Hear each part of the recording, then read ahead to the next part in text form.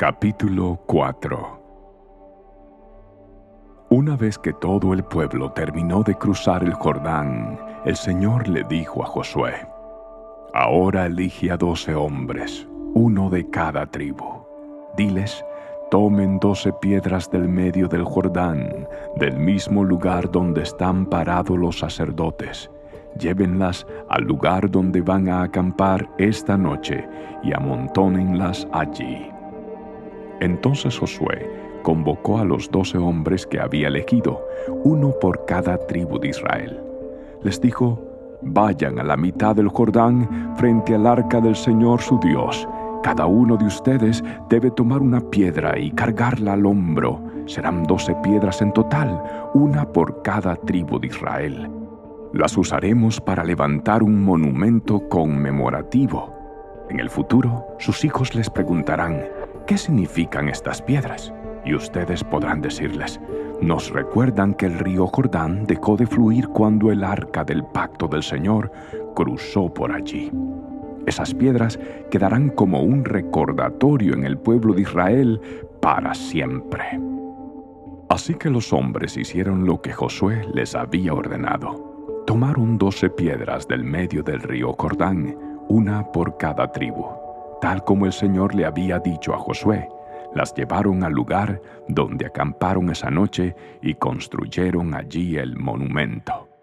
Josué también apiló otras 12 piedras a la mitad del Jordán, en el lugar donde estaban parados los sacerdotes que llevaban el arca del pacto, y las piedras siguen allí hasta el día de hoy. Los sacerdotes que llevaban el arca estuvieron en medio del río hasta que se llevaron a cabo todos los mandatos del Señor que Moisés le había dado a Josué. Mientras tanto, el pueblo se apresuró a cruzar el lecho del río. Y cuando todos estaban a salvo en la otra orilla, los sacerdotes terminaron de cruzar con el arca del Señor mientras el pueblo observaba.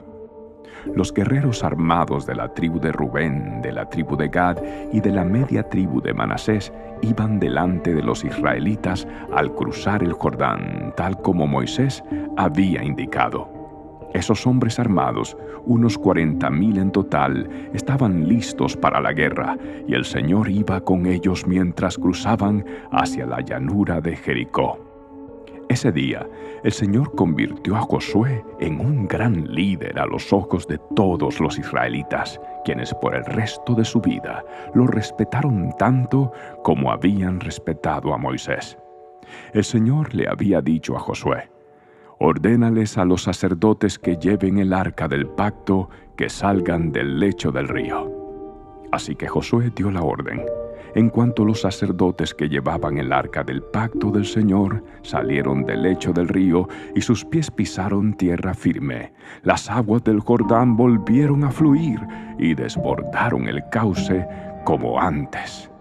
El pueblo cruzó el Jordán el 10º día del primer mes. Después acamparon en Gilgal, al oriente de Jericó. Fue allí, en Gilgal, donde Josué apiló las 12 piedras que había tomado del río Jordán. Entonces Josué les dijo a los israelitas: «En el futuro sus hijos preguntarán: ¿qué significan estas piedras? Y ustedes podrán decirles: aquí es donde los israelitas cruzaron el Jordán sobre tierra seca.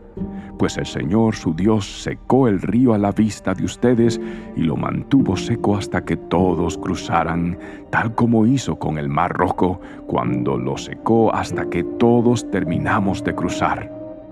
Lo hizo para que todas las naciones de la tierra supieran que la mano del Señor es poderosa y para que ustedes temieran al Señor su Dios para siempre».